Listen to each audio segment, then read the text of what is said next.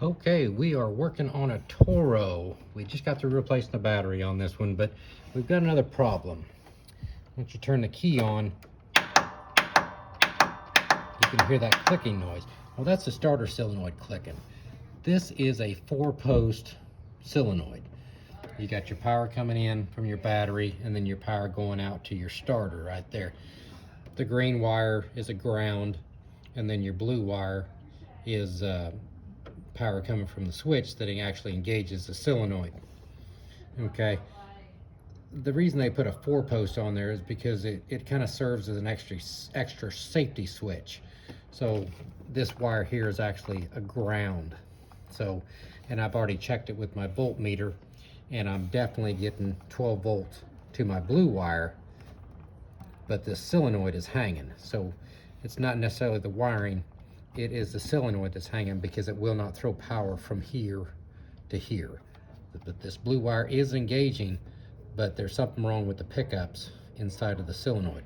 So we're going to replace that solenoid. We've got a new 4-post solenoid here that we're going to swap that out with. So we'll try to get this done. Okay, we are beginning to get this solenoid unhooked from power. What I would suggest doing is, this is the power wire coming from the battery. Okay, I would definitely unhook that from the battery. It saves you from, it'll spark at you if it touches ground or anything like that. If it touches ground, it'll spark at you.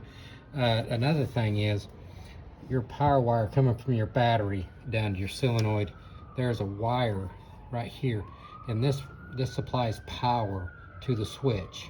Okay, so this, you got to make sure that you have this on the battery side, not on the starter side. It's got to be on the battery side, or it will not work.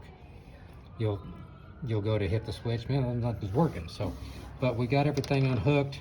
We're going to take the bolts out of the solenoid, and we are going to replace this, and this should fix the problem. Okay, we have our new solenoid bolted down. I want to show you something with this. Some solenoids come with this little, it's like a little spacer, because some of your terminals have a bigger hole. So you put that in there to kind of take up the gap. That way it's not sitting there flopping around like that. You put that on there, that eliminates that. And remember, again, this wire needs to go on the battery side. Okay, so you need to put that on there. And then of course your green wires is going to be your ground. You stick that on there. And your blue. Put your blue wire on there. Okay. Like I say, this wire always goes on the, it's just easier to come around this way with it. Put it right there, and this is going to be your one coming from your battery. Okay. And just start putting your nuts back on.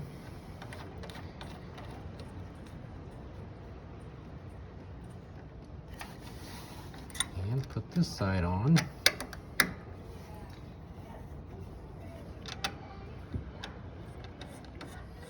Tighten that down. Now they don't have to be super tight. You know, you'll break that because these solenoids are made out of plastic. So you'll break that if you get that too tight. Something else on between the 4-post and the 3-post solenoids. The 4-post, this is the ground, okay? Now if you have a 3-post solenoid, it's a good idea to, before you bolt this back down, take your buffing wheel and buff that down to bare metal, so that when you bolt it on, this solenoid actually has a good ground to the frame. Okay, 4-post you don't have to do that, but a 3-post do that, because that'll help, because the solenoid needs to be grounded. So we are going to tighten this up and see if this will start. We have our solenoid bolted back down, everything's wired back up. Let's see if this makes a difference. See if this motor will turn over. Up.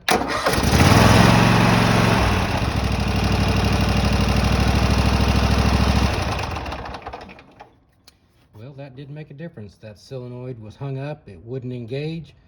So we replaced the solenoid and everything's good. Be sure to like and subscribe to my channel.